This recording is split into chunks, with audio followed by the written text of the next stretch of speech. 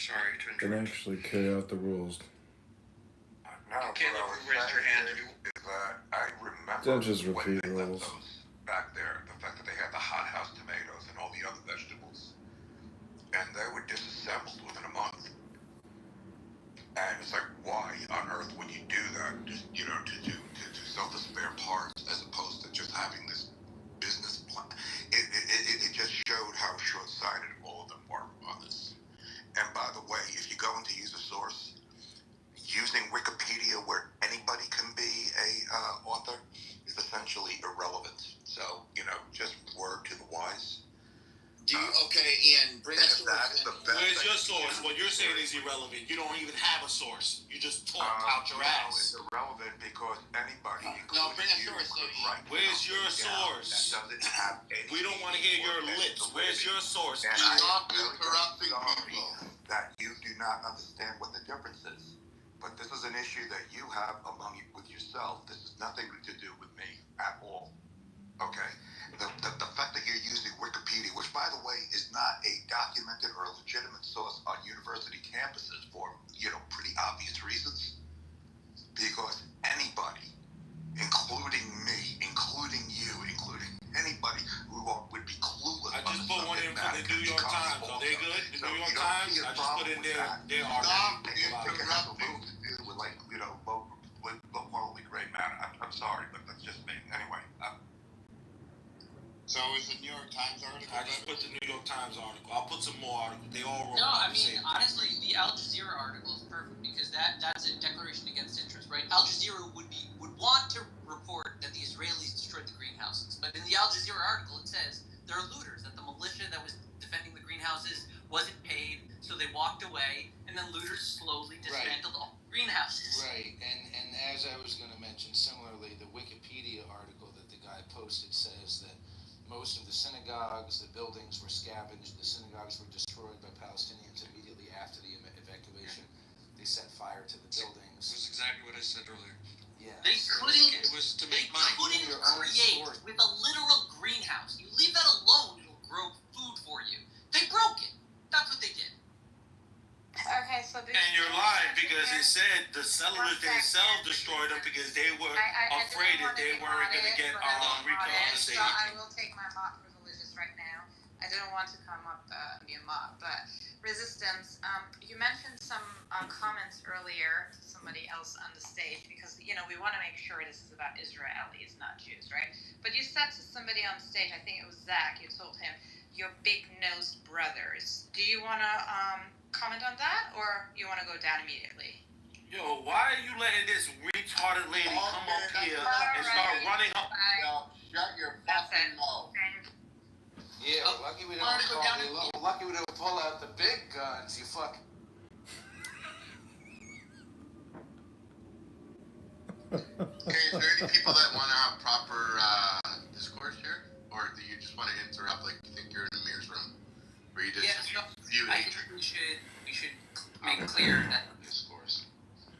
If you're pro creativity, constructive human organization, unfortunately you are against the Palestinians. Somebody boomed the room.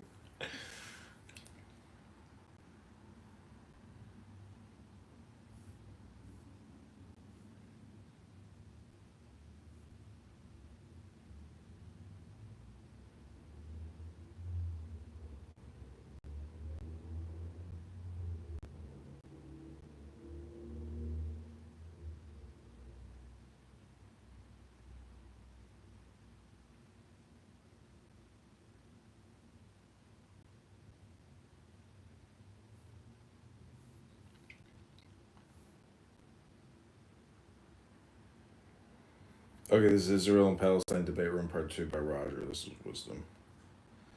See if we can collect what was left of that exciting room. The greenhouses.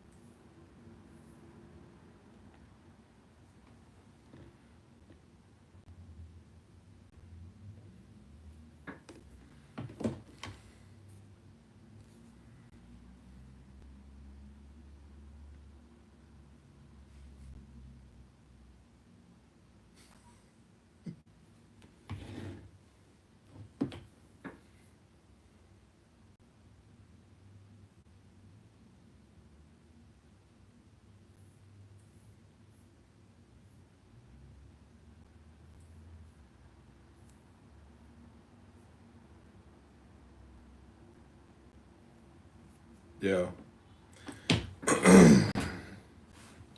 Yeah, that Resistance, he's a real piece of shit. What? That Schwartz from fucking New York, he is a real piece of shit. Yeah, I mean, people like that shouldn't be allowed to live. Like, they're making the world worse just by, I mean, there's a guy walking the street right now, by the way. This guy just walked in front of my car with no crosswalk. I can't even describe him, but he's wearing a gold chain. He's not wearing a coat. It's very cold out. Could be selling cocaine. Anyway. Yeah, I mean, the worst thing I think about that guy, I don't know which is worse, is that he's stupid or hateful, but he's both. He's stupid. They go hand in hand. He's hateful and stupid, and it's like the worst of the worst. Like, you're a fucking idiot, and I can't even love you because you're so hateful. I want to love you, but you're so repulsive and hateful and idiotic. I just want to smush you out like a cigarette. What do you think? What do you think psychiatrists and psychologists have been dealing with for 100 years? Stupid, hateful, violent people. Right. That's what it is. He was arrested. He attacked a Jewish guy in the streets, and had to go. Really? He had to go to court. Surprised. Yeah, I mean, I'm sure he's like a psycho. I wouldn't be surprised at all. Yeah, he sounds like a fucking crazy person. I mean, that's why. Look, by the way, I appreciate your encouragement, and I know that a lot of my fears are unfounded, but some of my fear, and I have this, at least I'm unmasked on Club. I mean, I'm very accessible online, what I'm saying. So, like, I don't really want to blow up, because if it only takes, like, one crazy person to think, I'm going to go kill this guy, and then they go to your house. They're like, I can find out where he lives. I'm doing right now is driving from my house to the grocery store. Like, I could be shot in the brain right now. Well, by an assassin. You can communicate without getting angry, but to ask for permission continually, can I speak? Can I speak? Can you please not interrupt me? That is just ineffective projection. That's meaningless projection. I'm not always in a position to be talking loudly, so fighting for the floor sometimes. Like, now I'm in my car, so I can talk a little louder, but when I'm at my house, like, I don't always want to talk loud to, like, fight for the floor, The point is asking for permission and saying, you're interrupting me. Can I speak? Can I speak? You have to look at it in terms of, like, what you're uploading to somebody's brain. That is a complete waste of your time and a complete waste of everybody's time. Like, especially you. You just say what you want to say and say it. And just project your voice. But to sit there and just moan and complain and moan, it's a total waste of your time. It's a total waste of your time. Just say what the fuck you want to say and end it. Say what you mean to say. Yeah, I mean, but dude, that was so funny with... what's his face? Barthology? I don't know. What was that? I wasn't... Who's that? What did he say? He said when the Palestinians took over the Gaza Strip, they killed the livestock, the animals that were on the farms. They destroyed the greenhouses. They burned the buildings. And it was all because of hate. And they could have used that... but it was Barthologist that came in, and then Edward is... Anyway, do you think Edward's really blind? Because it says on his profile that he's blind. Oh, really? Maybe he is. He sounds like an idiot. I don't think he's especially hateful, but I mean, they're all stupid. Listen. Yeah, that's interesting. Can I tell you a story? I'm going to tell you a little story. So, this morning on I just did that. I just wasted your time. I'm wasting your time even more. Wasting time. No, I'm just saying, when you're in a debate room, just say it. Don't ask for permission to say what you want to say. Just fucking say it. So who are you, mate? I'm Clarence Claymore. Did you watch that video? No. All right, you clicked like on it. So, this woman posted online. Oh, yeah. About the Ending Indoctrination in Schools Act. Have you heard about this? Yeah, I saw it, yeah.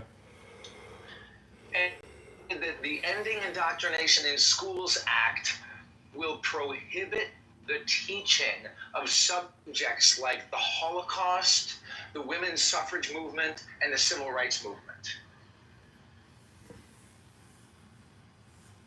And I looked into it because I thought this isn't true, and it turns out that it's not true, that it doesn't prohibit the teaching of the Holocaust or the suffrage movement or the civil rights movement. It doesn't prohibit the teaching of any of these movements. And I said, it doesn't prohibit the teaching of these movements. And they were basically, they were like, no, it kind of does. And that's my point, that people are stupid, and they're very stupid, and it's frightening. Agreed.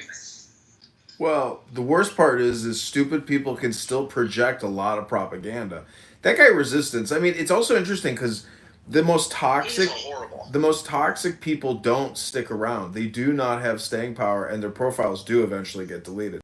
So, unless you actually come on here to project balance, equilibrium, stillness, joy, and happiness, things like that, you're never going to really be as effective as you could be otherwise. But anyways, yeah, he's a total piece of shit, piece of scum. Nick, what's going on? No, I mean, I know he's just like a random... Yeah, sorry. He's a random troll. Yes, all right, what? Which troll are you talking about now? Schwartz Resistance. Oh, I've not seen that person. Yeah. He is a violent person. He has been arrested for attacking Jewish people, and he hired a Jewish lawyer, he claims, to get him off. But yeah, people do get arrested for violent attacks, and there are no repercussions. Two Venezuelan migrants just murdered a man in my neighborhood 2 nights ago, and they had been previously arrested multiple times and released. No cash bail system, but finally we got a new state's attorney. A new attorney general, and so they're not releasing the murderers. Isn't that great news? But Edmund, your city's so fucked with that idiot mayor they reelected. I don't know though. I think that the mayor of Los Angeles is worse than your new one of Chicago. Yeah, Bass is really bad. Really bad. Dude, she is horrible. She is fucking stupid. I know. The thing is, it's neurological and it's IQ. Some people are not fast, and so I don't know. Everybody just votes with this like anti-white mindset, and we're getting the worst results as a result of that.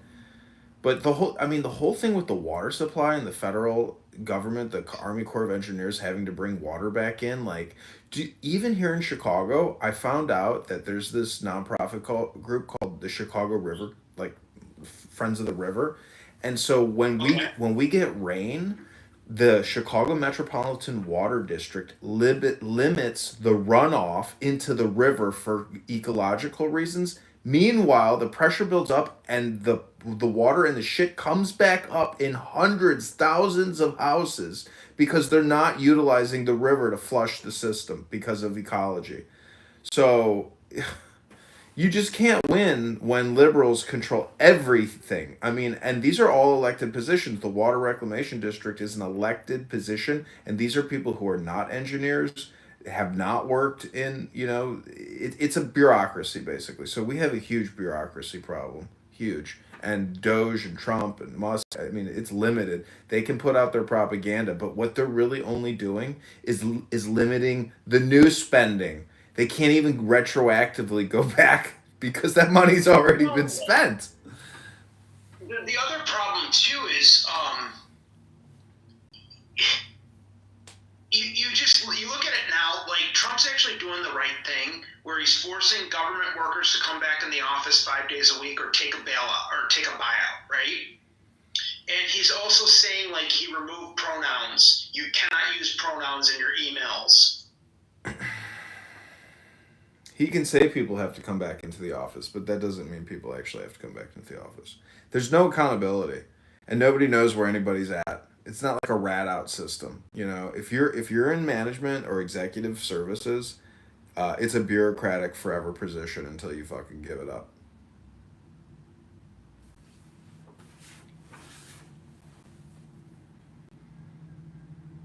Yeah, but don't worry. Chicago will keep borrowing 80 cents on every dollar to fund their pension. Literally.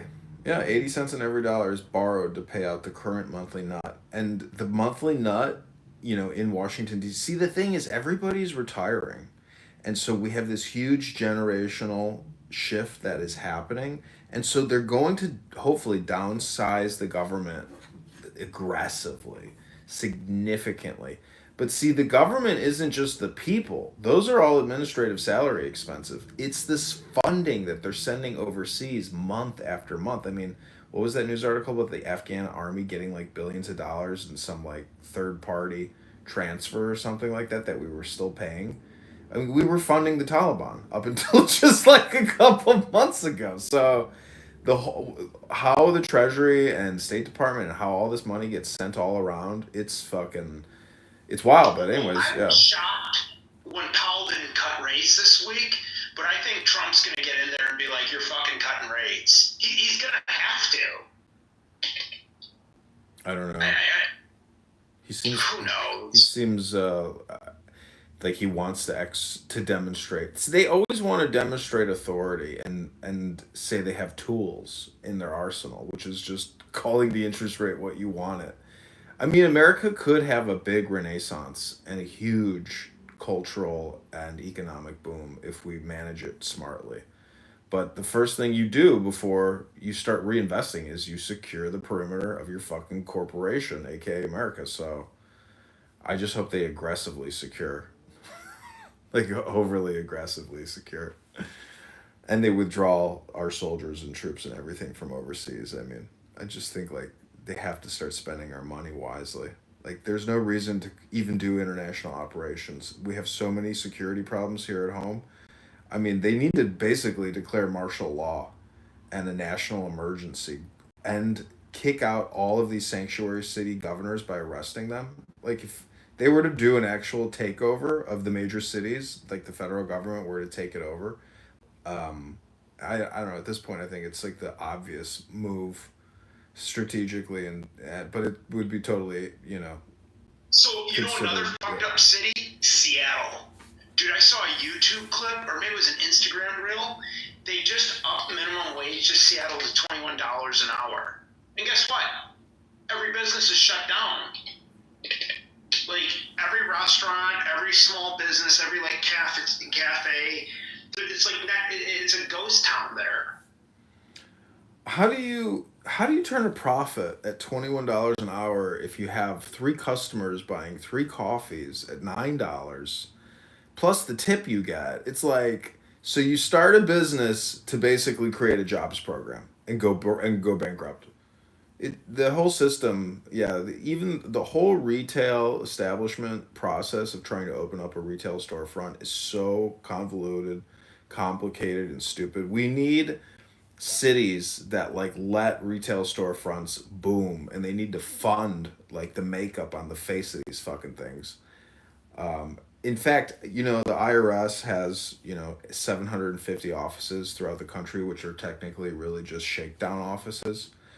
And what they need to do is turn all those over to the Small Business Administration and make them startup incubator hubs, and then shut them down eventually. But yeah, I mean, we need to gut the whole system, in my opinion, and gut it. Like, shut it down. Like, Department of Education, shut down. Did you see Massey proposed a 1-sentence bill to shut down the Department of... That's what we need. Massey's like really, really easy going about there. He's very blunt about it. He is the commander. He is the president. And it's his executive branch. These are executive agencies. He doesn't want to ruin his power, but at the same time, he really has to fucking perform open heart surgery on this country. He's got to do it. It's if when he leaves, it could be all over.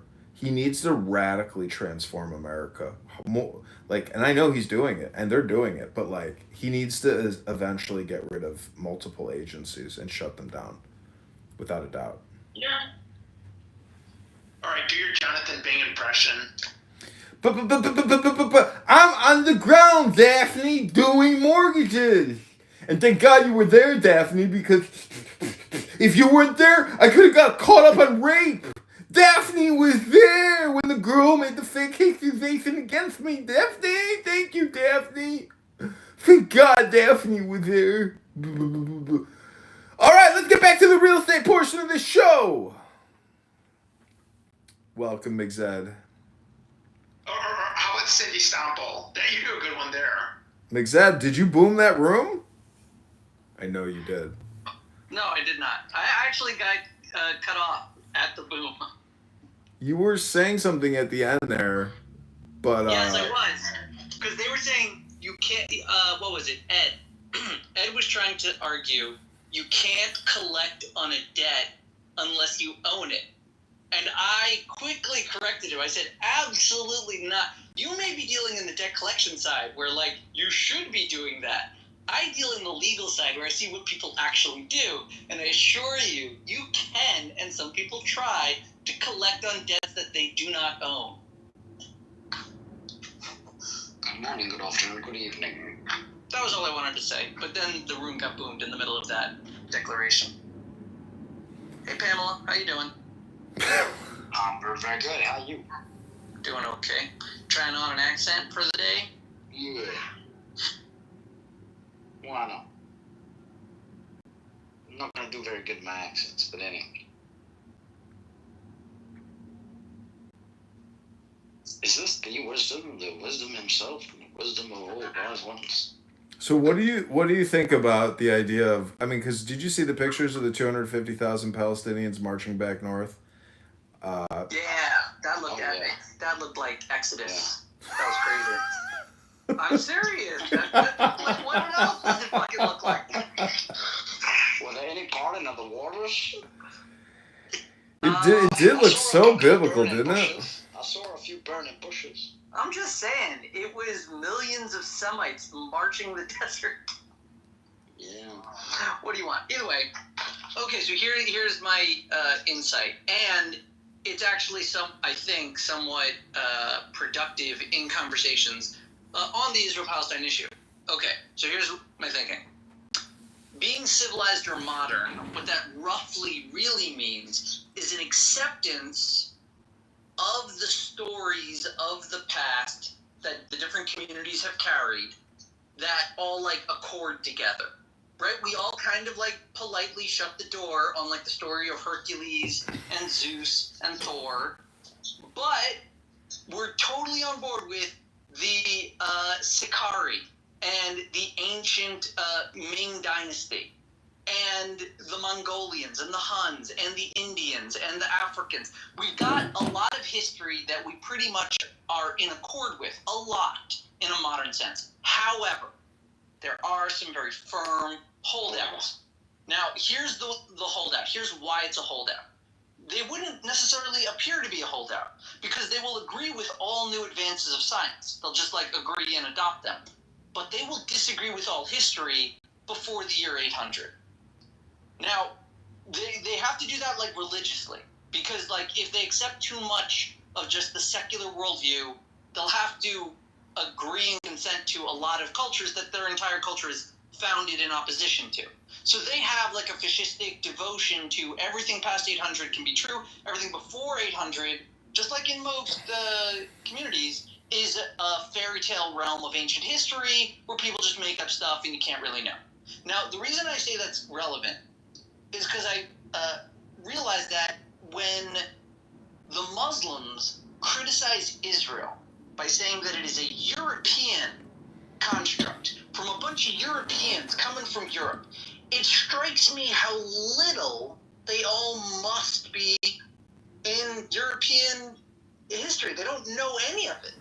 They wouldn't know the difference between Slovenia, Slovakia, Transylvania, Germany, France, Italy, the Papal States. They wouldn't know what the fuck that has to do with anything.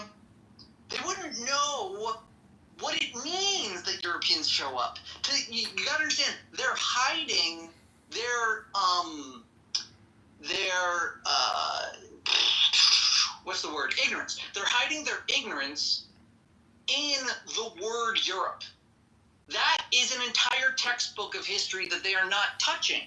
Because the word European is enough to shut down the conversation. And if they were to actually delve into European history, ask the French, the Germans, the Romans, ask any of those people keeping records what they say happened, their entire argument would be dismantled. They would understand why the state of Israel exists. But they can't accept that history. So they don't acknowledge it. They simply say a bunch of Europeans did it. And they don't know what that means. They don't know anything about Europe. So go ahead, ask them.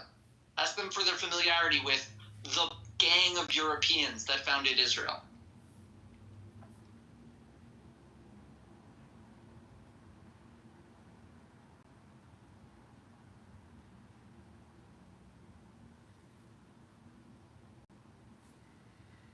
You know what a claim that I always hear is that Herzl was anti-Semitic or a Jew hater. He was a little bit. A little bit? Yeah, I wouldn't say a lot. I mean, I have his biography.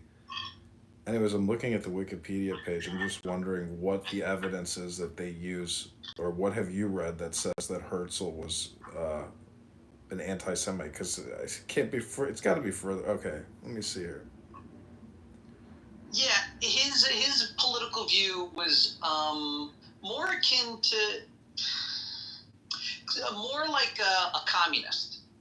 It was more like, a radical liberal intellectual that wanted to nation build. And he saw a pressing problem for himself personally and a certain segment of Europe that heard his voice. Because you really should look into the Dreyfus Affair to understand Herzl's impetus. And France was ripped apart, and France gets ripped apart a lot in that century. Just like there's a whole bunch of stuff, they fall apart a whole bunch. And then it just crumbles because of this false accusation to a Jew that a non-Jew wants overturned because it's just a false accusation. And he faces insurmountable difficulty, this Gentile trying to overrule a false conviction. And that's what Herzl watched. Herzl reports on it. And he, culturally, he's more on the side of the anti-Dreyfusards. He would want this whole thing shut up and just Dreyfus to be convicted and the whole thing to go away. But he just watches France ignite. I mean, there was rioting, marching in the street to kill the Jews. Freaked him out.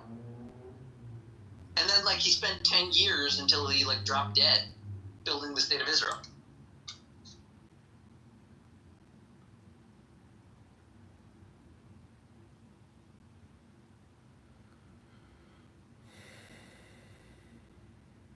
Herzl isn't the model of a Torah Jew that we would imagine forming the state of Israel. He's more like Paul. He's a Jew surrounded by Gentiles who frantically needs a miracle to happen in Israel. And he writes with the last breath in his lungs.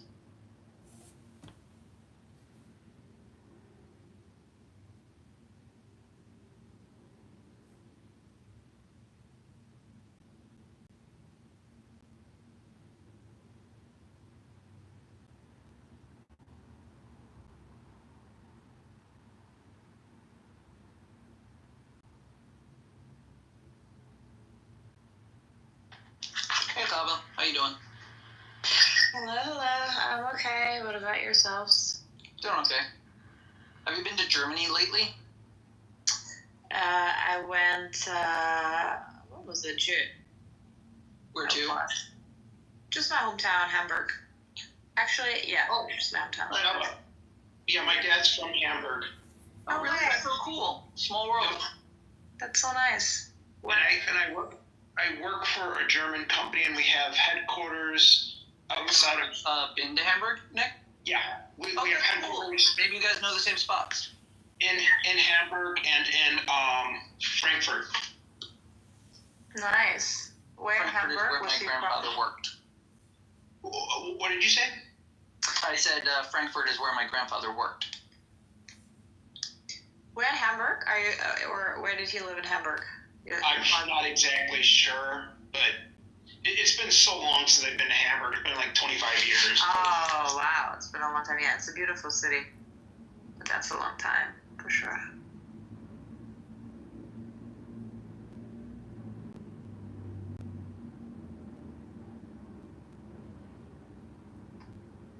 I'm still working on my long-term scheme to travel around Bischofsheim.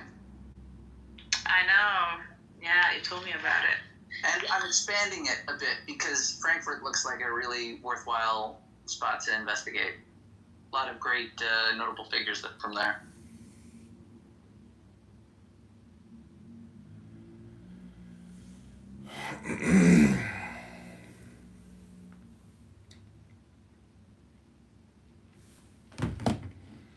Yeah, I'm reading about Herzl on Wikipedia, and there's always that Ottoman issue that always comes up with the history revisionists or the J-word haters on this app. They always seem to forget to talk about the Ottoman Empire.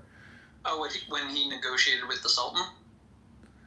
No, this thing called the JOLC, the Jewish Ottoman Land Company. Okay. Anyways, there's so much on the Wikipedia page. I don't even want to relate it. Well, there were already existing Zionist organizations. Like, Herzl didn't invent it whole cloth. He united and ignited a bunch of existing Jewish organizations. They were already trying to relocate Jews to Israel. Yeah. Anyways, so this was just a follow-up room to the previous room because Edward does hold a lot of rooms, and the fact that Resistance gets platformed a lot on this app, and I don't understand why. And even I understand from the opposing side because he's an African American, screaming and ranting and saying all types of toxic shit. But you would think that even some of the more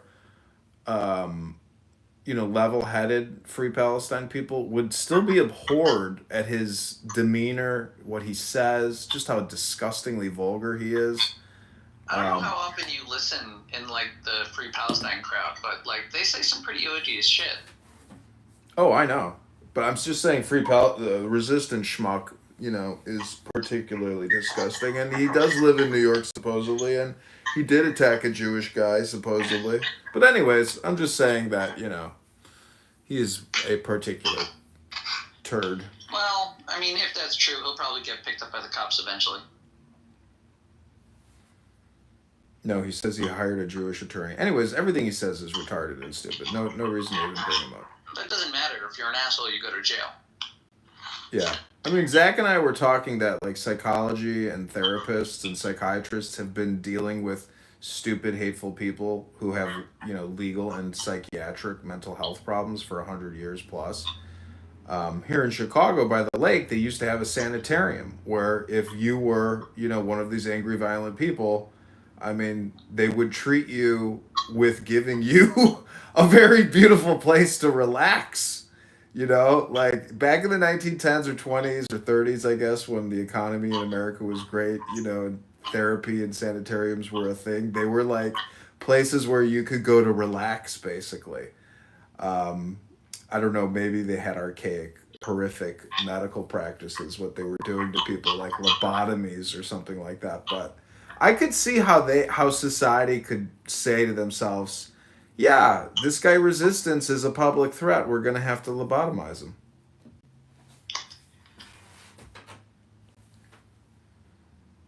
Lobotomies seem I'd lobotomize him. I'd lobotomize him too. I mean, you just take a metal bolt, you pull it back real quick, releases quickly, and then boom. Guys, lobotomizing someone is the same thing as, like, murdering someone. All you're doing is admitting defeat in communication. That's all that's happening. I mean, isn't it? I couldn't deal with it. I couldn't say the magic words to get this guy to act the way I wanted. One magic word. So, ice pick to the eye. Isn't that technically what a lobotomy is? They put a metal spike in your brain and, like, wiggle it around, and they call that a lobotomy? Yeah. It's an ice pick to the skull. It cracks through the skull a little bit, and then it just, right below. I actually have a friend who's a neurologist or neuropsychologist, I think. I don't know. She looks at brain patterns. Either way. Yeah, you're just admitting defeat. Like, if you can't talk to the guy, can't convince him. Killing people is always a solution. We could always kill the entirety of the world and only procreate from like a certain select group, and then that's it. Keep everyone in line. I mean, I hear you doing it sometimes, but I think killing the stragglers. No, engaging with this moron. But I think the only way, you're saying we're admitting defeat by wanting to lobotomize him, but I think the only way to engage with him is by shouting. No. Sorry, who are you talking about? I was on the phone. Schwartz Resistance. Zach, just mute yourself. Resistance. They were talking about resistance. But I'm saying you don't have to actually communicate to everyone. Most people really just want you to listen. If you were to just listen to everybody, you'd be their best friend. Like, you have to say absolutely nothing, just let them ramble on with their nonsense. And then, like, if you redirect them slightly while saying, yes, I agree with you, you've probably just gotten what you wanted without an ice pick to the eye socket. Yeah, but you're coming from the premise that everyone actually wants to have a dialogue and a conversation. Some people literally are just interrupters. They try to distract on purpose and trigger. Like, that's not the same basis that I want to have a conversation. Okay. So those are not people that I just want to have to let talk. I just don't want to even engage. So I think the problem is particularly like the model of Clubhouse, that if like you were locked in a room, let's say with resistance, not a physical room, just a Clubhouse room, and then you were only talking to each other, then your silence would be listening. However, when there's other people, there's the anticipation of someone jumping in. So no one ever actually feels like anyone's being listened to on Clubhouse, which is why they're always ranting and yelling, because they're desperately hoping someone will hear them. But the reality is the people that are like helping the most are the people that are just listening. Anyone that actually responds on a point someone made, that's when you're making someone's day on Clubhouse. And these people that are just like ranting and raving, you don't redirect them by talking at them, because they're not in a mode to listen. You redirect them by letting them hear that you heard them, which is easier in a one-on-one environment, which is why therapy is not. Well, I was telling Zach, I was telling Zach not to hold back and ask for permission to speak and say, hey, you've spoken a lot. Can I get a chance to get a word in here? Like, that is not an effective use of our time. I think when Migzad hyperverbalizes over somebody else's hyperverbalization is a more effective way of combating what they're saying. Could be because you want to get your thought out. Just get your thought out, because part of this is your experience, and in the jumbled, chaotic listener's mind who's listening to all these things happen at once, they are picking apart, literally real time, two people speaking at the same time. Right. And I also agree with you, because this isn't like what would be the healthiest dynamic of like a one-on-one with someone definitely listening and someone else talking. Because of the interruptions, you get a kind of dogpile, a capitalist enterprise of the best speech trying to compete. Like, someone interrupts because they think that what you're about to say isn't as good as what he's about to say. And you get a dogpile. And, like, if it's too unruly, it just becomes noise. And if it's like a nice little pyramid, it can get really insightful. And you're right. I'm just saying that's a dialogue which is nice and interesting and probably more entertaining to listen to, which is why Clubhouse. But it's not therapeutic. The therapeutic thing for any of these people ranting would be a silent, quiet room where someone was listening, more like a phone chat. And then but in this space also, because it's so chaotic and so many entrants, they would have to start to learn how to end it at like a reasonable time. I don't know. It'd be a nice feature for Clubhouse. But either way, I'm simply saying that the one-on-ones are therapeutic, but with the dog pile, you do get these like impassioned interruptions, and those can be like more valuable speech, even though it's rude. Which is why, you might be more pro-interruption. And people vary on their taste for interruption.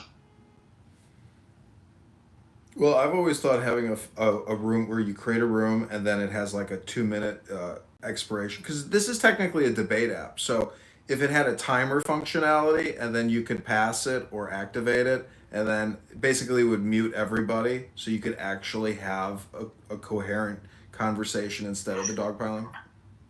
I'll tell you though, your characterization of this app as a debate app is actually a bit like commenting on yourself. That you see yourself in opposition of any of the people there.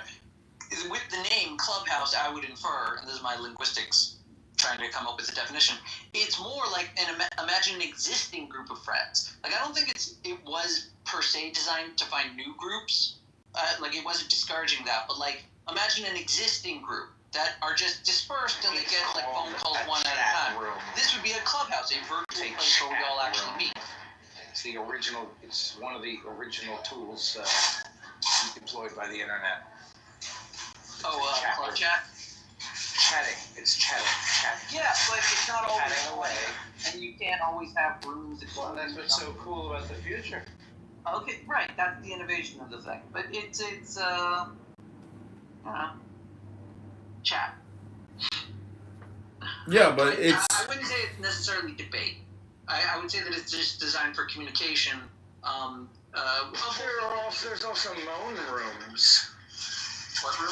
Moan room. No, I mean... Moan rooms? I mean debate... Just a room with a woman moaning? McZad. It's a room for everyone to moan. McZad. It's a room. Zach, please, mute up, man. It doesn't sound that different from all the other rooms on Clubhouse, but go on. I'm just saying debate in the sense of the pairing of opposites. So there is a natural tendency to create debates, and you know, people use this to publish it on YouTube, etc., because they're publishing debates. And the stupid talking monkey ape, Schwartz room is a rapid debate room, but really then it degenerates into a non-debate and it becomes irascible and stupid. So, I mean, it is what it is. But I'm just saying that. I agree. I think the debate is like the least interesting part, because that's a conflict between two different cultural norms trying to communicate with each other. It's much more interesting to me most of the time to listen to a natural, comfortable conversation in a culture that is not my own. Whether it's like a bunch of Irish, a bunch of Catholic, a bunch of Protestants, a bunch of African Americans, a bunch of Africans, whichever group, if I can like fly on the wall there, that's a different type of dialogue that I literally like just am excluded from by virtue of me not being part of that cultural group.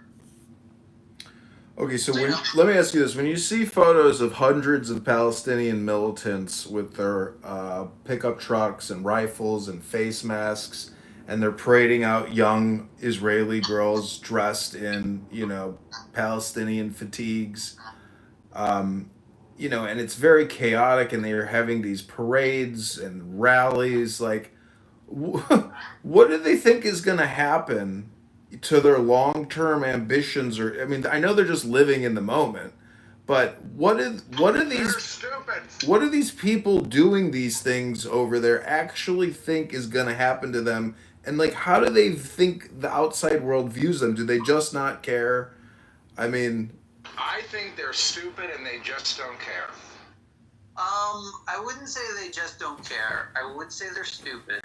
I would say that they are reading sources from the outside world. They have higher ups, people that are like thinking through what their next steps would be. Not idiots thinking through their next steps. But you're right a little bit. Like they're children playing dress up, and like they're gonna play this as a victory for themselves for whatever reason. If that's the way they're gonna do it, it's laughable to any adult. But like to them, it's morale building, right? Like you would scoff at any small culture trying to develop its own backbone into a military. Before military has rockets, they have rocks, right? And the Palestinians, this is to them a milestone in their development from rocks to maybe an army. But what you hear somebody like Edwards say, well, we can get back on the path to the road path to peace and formulation of a state. It's bullshit. I mean, they're not going to state. Yeah, I've heard people. Who is that guy? Is he Israeli? I'm so confused. No, he's a Palestinian Edward American. is Palestinian. He's a blind American accountant, I think from Connecticut, who I think his family is from Palestine, or he might have been born there.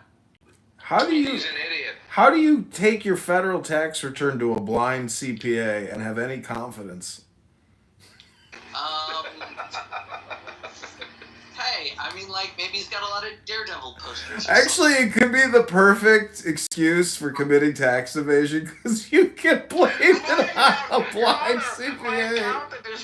He's disabled, Your Honor. It was an honest mistake. He's disabled, Your Honor. All right. And you're Palestinian? All right. Free Palestine. Case dismissed.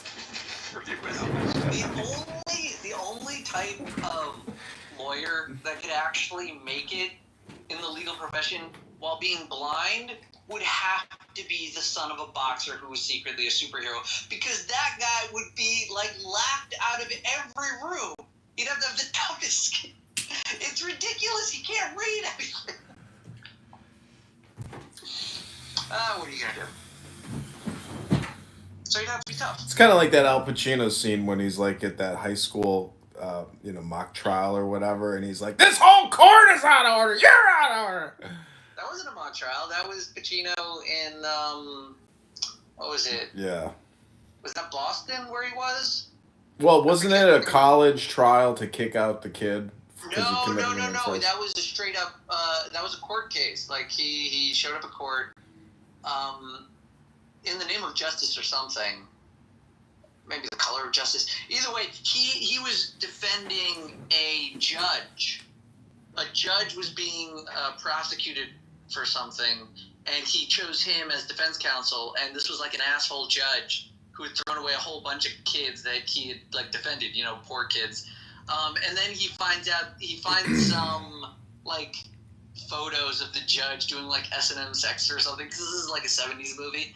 And he goes, that's when he explodes, right? He's like got his opening statement. He goes like, and he finds out that the fix is in, that the judge is gonna get off anyway, and that the judge is guilty, and that his kid like just got like killed on the street or something while the judge wasn't like helping him. Right? It's more about the corruption of the system. That's why he explodes in the courtroom when he's supposed to be defending the judge. He just like gives up and does. Okay, let me ask you a question again about Palestine and Israel. Watch that movie again. So, in terms of the people that you've talked with on this app, do you think that everybody here is just adjacent or tangential? And because I don't think I think maybe once or twice I've ever spoken to a legitimate Palestinian on this app. Like I wouldn't call Edward legitimate. I'm talking about somebody who recently left Palestine, somebody who's like from Gaza, from West Bank, that is studying internationally, or like it's that on this app.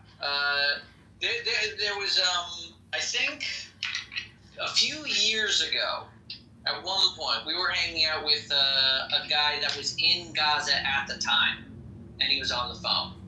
And we were like asking how Hamas treated him. Like I remember he said that like they pick up the trash, and if you like don't put out the trash properly, they'll like put you in prison for a day. Right? He like gave that as an example, and I remember that because it was like from a testimony from an actual person. so they run that shit like Nazis. Well, whatever. I'm just saying, like, they've got to maintain. He said, like, that's what they do. Like, I get it. You got to maintain, and you got to get the thing. They have limited ways of exercising punishment. But, like, trash, it's an important thing, and so you got to get it out.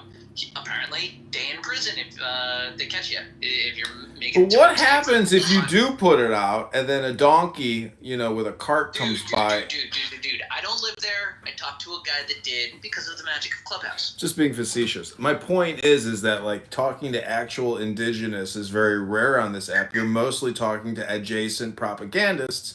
Yeah. Wherever the fuck Prince is from, or wherever or even if you're from Egypt, you're not actually Palestinian. So, or Arab, whatever you are. Let's narrow it down. In terms of the Arabic adjacent people on this app talking about the Palestinian issue, you're talking about smartphone owners who speak English. Yeah, most of them are on Androids.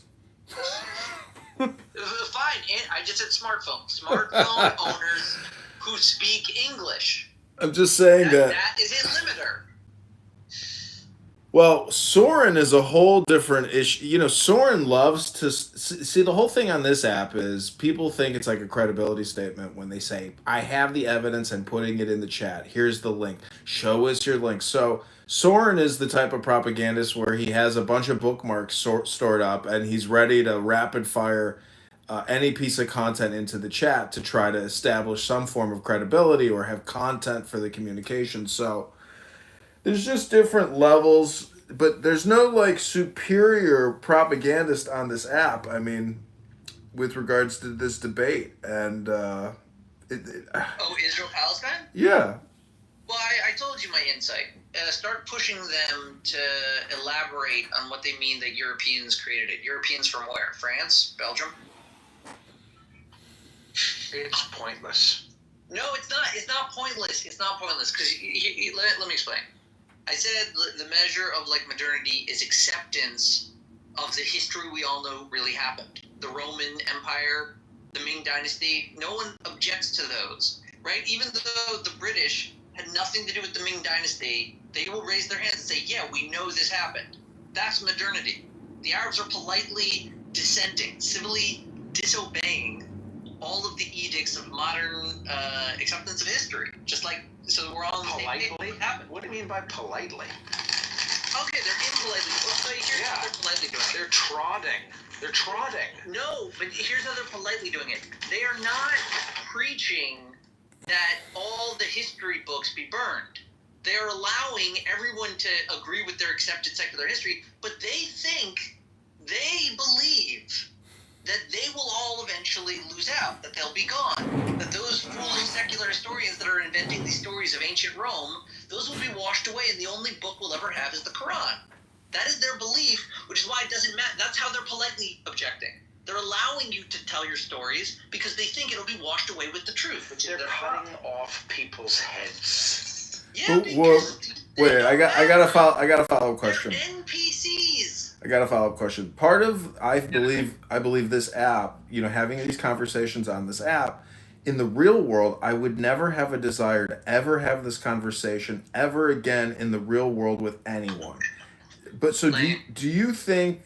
Well, I mean, it may be private settings, but do you think that I don't think it's true, but somebody like Resistance, on the flip end of that spectrum, he would probably love to have these conversations in the real world because it would maybe validate him more, and he thinks he's developed himself on this app. I'm just saying, to me, I'm the opposite. Let me explain. Everyone has these conversations. You have these conversations. I have these conversations in private with the people we know and trust who already think like us.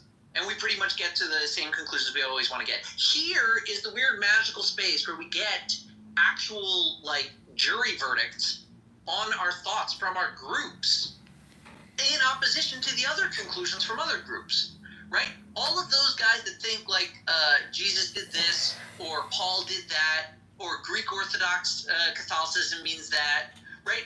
Anyone with an opinion, they know they're right because they've got a whole bunch of friends agreeing with them, but they wonder what all of the wrong people on the face of the earth are talking about. And what I'm saying is that the Muslims are doing that with history. That's what the world needs to recognize, that their polite dismissal of accepted true historical facts is a cancer. That's the cause of the problem. They won't acknowledge Rome. They won't acknowledge Byzantium, except that they destroyed it. So do you think that is the critical educational component in somebody's brain that they have not absorbed and studied? Yes, it's the history.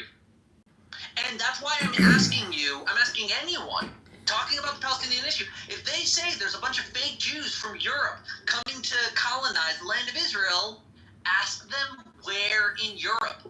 Ask them which king sent them. Ask them what language he or they spoke. Europe is a complicated fucking continent, and they are hiding their ignorance in that one word, because everyone stops talking once they say European, because the Europeans track all that history and everyone trusts that, but they're hiding the fact that they don't accept any European history, any of it. They don't know it, they don't want to know it, and they don't believe it even if you told them what it was. That's why you push them to Europe. So, in terms of pairings, like, how do you... I know this is a special milieu space where we can have these divergent, again, it's just debates, but, like, I mean, it takes two to tango. So, like, I mean, I know you like doing these conversations. Norm likes doing these conversations. Many people enjoy it because it gets your dopamine up. But, I mean, without you doing the dance with them, they can't even do the dance.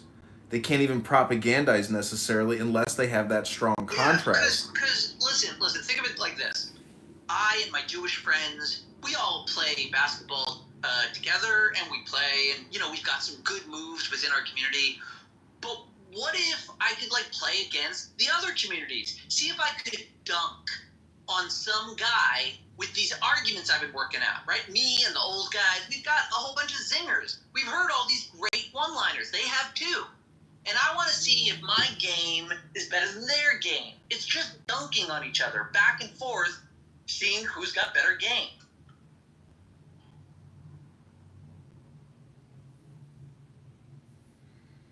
Well, anyways, this always goes back to my... So basically you're saying it's completely frivolous and masturbatory. Not exactly, no. It is somewhat frivolous. It is somewhat masturbatory in desire, but not in effect, because it is in fact actual intercourse, if you really want to stick with the analogy, because there is another mind present. When you stare into the abyss stares into you, right? Whatever zingers they work on, they get feedback. They get to know what zingers work. They know if they actually get the slam dunk. They'll say whatever they want. And that's just trash talk. And that's true. They'll say that they were amazing, regardless of whatever. But they are also registering whether they were amazing, whether it worked, whether they just embarrassed themselves, whether they maybe want to put the app down and think through some other zingers because these didn't work, right? And that is growth. That is communication.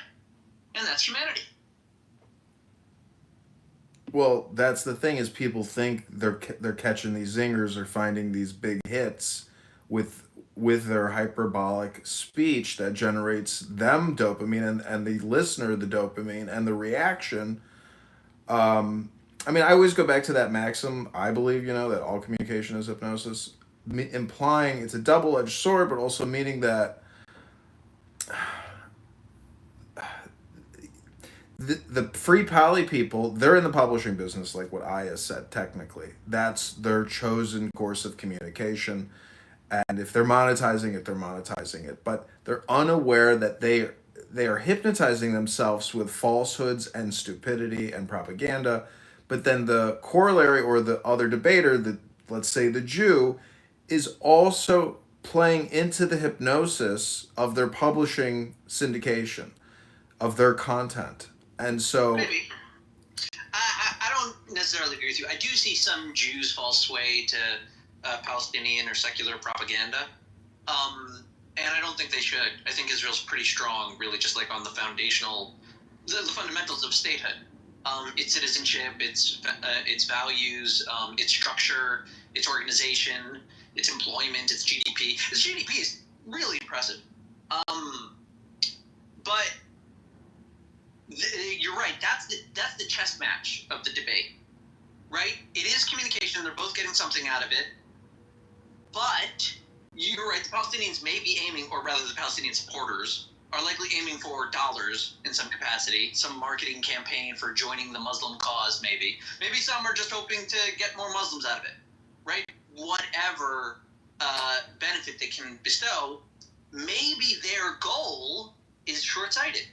Right? That's the chess match. Maybe the Jews are getting more out of it with their discourse. See, everyone has to have a funnel or a purchase page at the end of whatever they're doing. Otherwise, they are totally mad and insane. And I've just realized that Edward is technically looking for more tax returns to file. Maybe. I don't know. But I don't agree that you should always be looking for money at the end of your options, especially when it comes to wisdom. There's an old Jewish law against accepting money for teaching Torah. That being said, the Jews, in their dialogue with the Palestinians, are trying to gain something else. Things that they usually gain, which is cultural awareness. They are, just by habit and by need, they have become accustomed to learning about the cultures nearby and all of the gripes that every one of the indigenous have, whether they are represented on the global maps or not, like the Basque. or the IRA, right? Or the Slavs, the Serbians. And they're protest. Did you see the Serbians are protesting right now? They shut down bridges. They've taken over the city. What are they protesting today? High grocery store prices.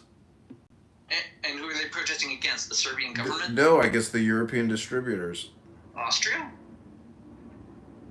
It's like a student. It's like a student revolution or something. I'm sure. Like Serbia started World War One. Either way. So what I'm saying is that the Jews are doing their usual cultural exchange. They're not trying to gain money. They're trying to gain understanding. And as a result, they are likely to benefit more, even though they may be giving up a lot of dollars that end up falling into Palestinian pockets and not into Jewish pockets. The Jews gain a solid library that they have total control over. They can publish their own understanding and be clear on it for all Hebrew speakers. So, but you're right. You take a hit. You don't get as much money, maybe. I mean, is Israel not really bilingual, trilingual? I mean, to say that it's like it's a multiple data set system. If you have Hebrew, you can get around to everyone in Israel, all the Israelis. Yeah. All the Israelis speak Hebrew to each other. So do you think also part of the conflict really does deal with large language data sets, meaning that... Yes. Yeah. Mainly language. Yeah. So it's like that movie, Cool Hand Luke, where he's like, what we have here is a failure to communicate. Oh, I guess a little. States should be allocated somewhat around languages. Listen, if the terrorists of October 7th had a higher IQ and a larger language data set, they never would have done October 7th.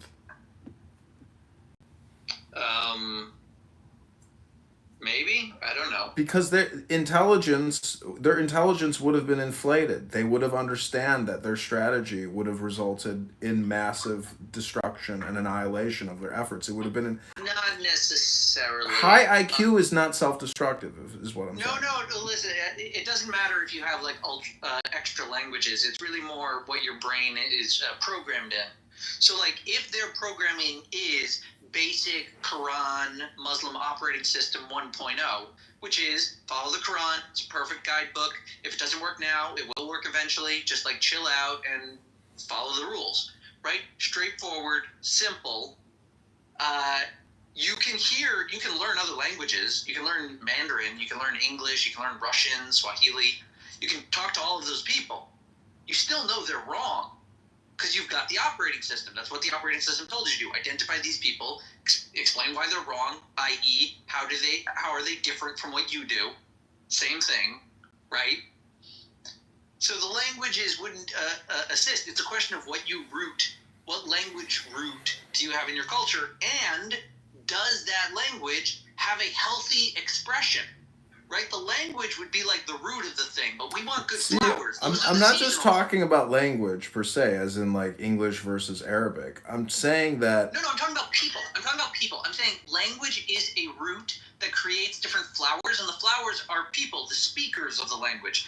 And if you have a healthy language, it can produce healthy flowers. If you have an unhealthy language, it will produce unhealthy flowers. That just like, are weeds that like choke away the branch and kill off the tree, right? Evil flowers, you could say.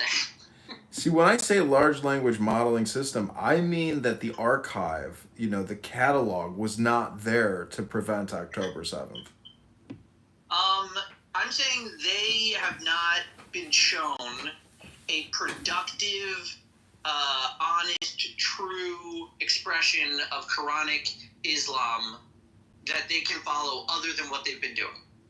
This is the most honest they can find is the correct way for them to behave. That's just like a fact.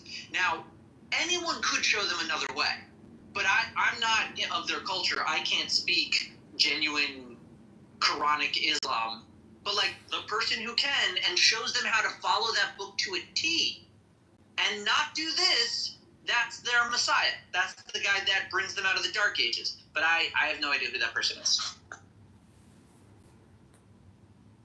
Is it?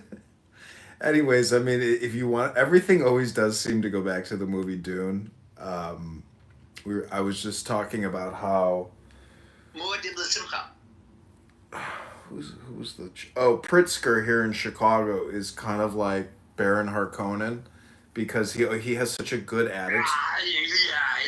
He's got such a good attitude, you know, and like so. Honestly, I've seen so many people try it. Nobody beats Lynch's Harkonnen. That guy was disgusting with like the pimples and the oozing, and he's just floating around. Oh man, I just want to watch clips of that guy. That performance was worth the whole movie. Well, if you just go on YouTube and you type in Dune best scenes from 1984, there's like I could probably get a supercut. Yeah, the supercuts. What page we live in? I think that's one of the early rules of the internet. If you can think of it, there exists on the internet somewhere a pornographic version of it. Yeah. The interesting thing about programming and YouTube is, if you wanted to program yourself on scripts, and let's say you just type in Tony Soprano's, Tony Soprano 10 hours or best clips. There's so much programming that people have done on themselves in terms of video ingestion through YouTube, through music, through all these things. I mean, so when you look back at the October 7th terrorists and what they were programming themselves on, I mean, I think they were probably, I said this earlier, like when this first happened, I was like, I bet you that they were using PlayStation 5 and Call of Duty because they were all high on meth when they did the incursion. So I'm just saying, as from like the military leader perspective, the people who egged them on and gave them the plans and the coordinates and the time and all the variables in the attack, I mean, they were drugging their soldiers, brainwashing them, prior to the actual attack. So, anyways, I mean, the point is you said earlier in the room, it was your land until October 7th. You've lost it all now. So yeah, I do think they lost some of the right to the land. Yeah.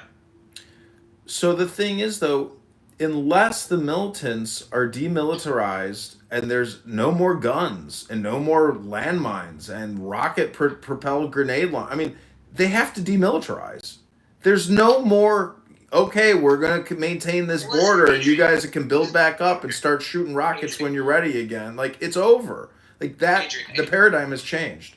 Adrian, I know that we talk about it like this and it feels like end of the war because they're like exchanging hostages for prisoners. It's not. It has always been a ceasefire.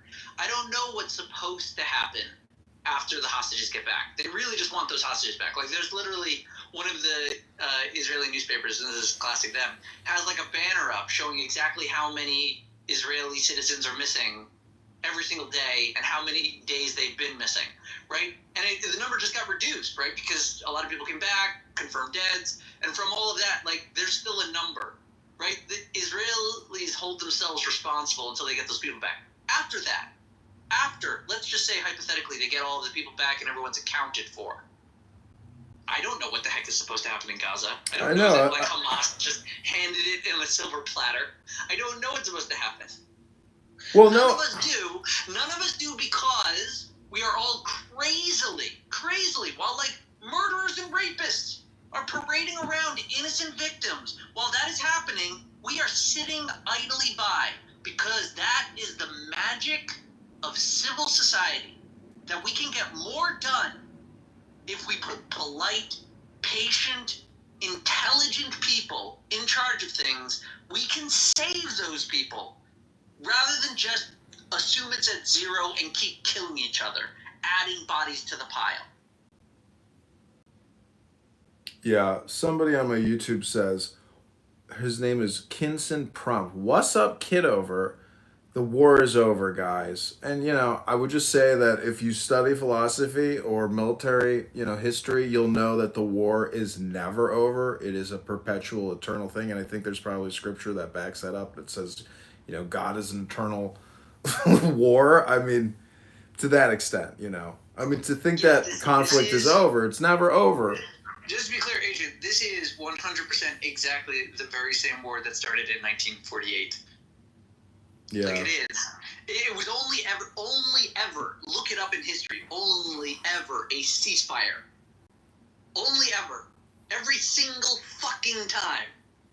It's one war, right? Don't let them do their weird propaganda that it's like 18 different wars from like, rock throwing at this person, lynching on that day. No, it's one war. That is why Israel very much is occupying the West Bank as a part of a very earlier battle in this 100 years long war. Yeah, I guess that's why people study history. So they can essentially get back to the now, which is all important. Then you realize, oh fuck, this isn't just a now war. This has been... Well, okay, listen, to some degree, Adrian, you've been protected from the burden of historical knowledge. Most people have been, because civil society would be difficult if everyone recorded all of the abuses of the past and made their own personal accounting. Mostly, we do representation. We let other people do it. We let them look like deep into it. If we think there's an issue, like, hey, we haven't looked enough into the Tulsa riots. Totally fair. Raise your hand, call your congressman. He'll raise it up to the House. They'll discuss, say, you know what? Maybe, yeah, let's put some money to it, give it a committee, have a few people with nothing to do, but publish something about the Tulsa City riots, right? We could do that with representation. But you don't do much on your own, because we're civil. It would distract too many people, and most people would disagree, and it would result in more conflict. What it really results in when people, voice their disagreements, correct or incorrect, So, it ends up in the courts. but what do you think about somebody like Black Rabbi who says, it's all ours, Jordan is ours, Egypt is ours, it's all ours? I mean, he's delusional. He's just making he's trying to negotiate with an enemy. He just feels like he doesn't want to lose out on any bargaining position. He'll assert it's completely his, and then he'll disregard all of the claims, all of the history that the rest of the world agrees with. And as a result, he's handicapping himself. He'll think that he's smarter, that he's outsmarted everybody, but everyone around him is going to think of him as a fool because he's just secretly disregarding the facts. Feta, what's up? Did you want to say something? I just want to say that after 2 years in Clubhouse, to kill all the other guys, I am amazed. I finally found peace. Hats off to you guys. I've been just jumping from one room to one room. It's like all the Jews want to kill the Muslim want to kill the Jews, everyone is infidel, and everyone should die. And then finally, sound of wisdom. So guys, keep doing. I just came to say, keep doing whatever you're doing. Good job. Well, shalom aleichem. Wow, what a nice compliment, John. See, he likes your energy. That's very nice of you to say, Mr. Feta. Well, when people flatter me, I generally, grab my gun and bar my door. Kick him to the goo! That was in The Notebook. Did you ever see that movie, The Notebook? Yeah, I saw them filming that in Charleston when I was in college. Really? You saw the filming? That's so cool.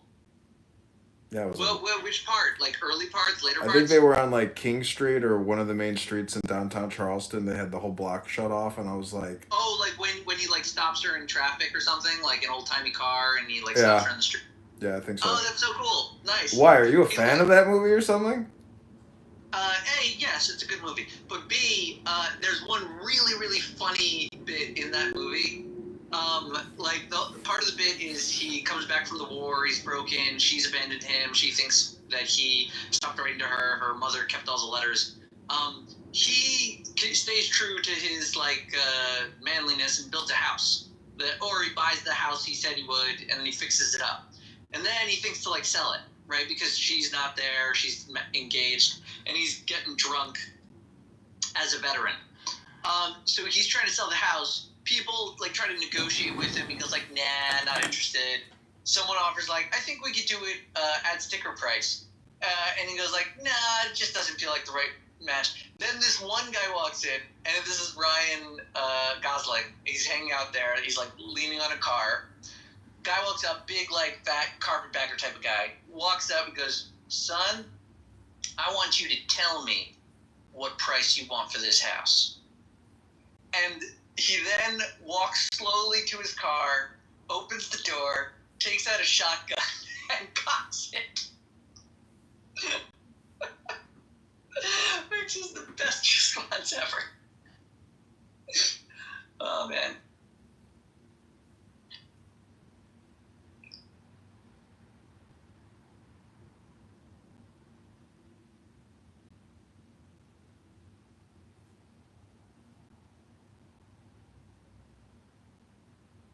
$50,000. That's more than my asking price. That's right. It's a great deal. More. He told the man that offered him $5,000 over his price that no one in his right mind would do that, and he wouldn't have a lunatic living in his. I don't remember that. There's a lot of, I don't know. I think that movie's kind of annoying, but definitely better than Dinner with Andre. Okay, this has been a fun morning.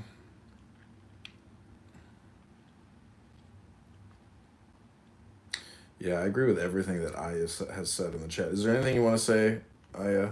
If you want to come up or something, because I'm getting ready to retire.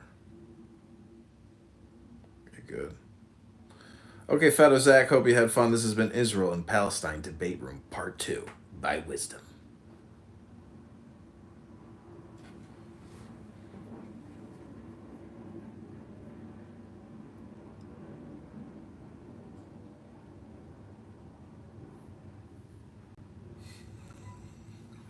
Fuck knows.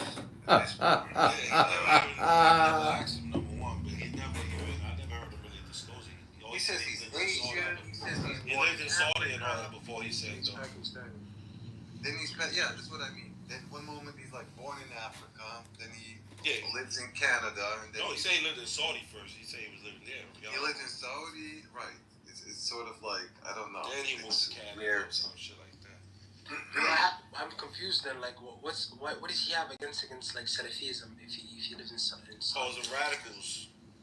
Oh, okay, I see. He thinks he's a radical Islam.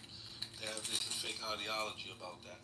You know what's so interesting about that statement? I think that comes from a state of ignorance, because the thing is that, like, you know, once you seek more knowledge, then you understand, like, the works of Abdul Ibn Wahhab, you know, like, the purpose of Wahhabism, quote unquote, was just the revitalization of monotheism. So basically, what Abdul Ibn Wahhab did in the 1700s was that he noticed that the Muslims in Saudi Arabia at the time committing shirk, like the biggest sin in Islam. So when you read his books, you're saying that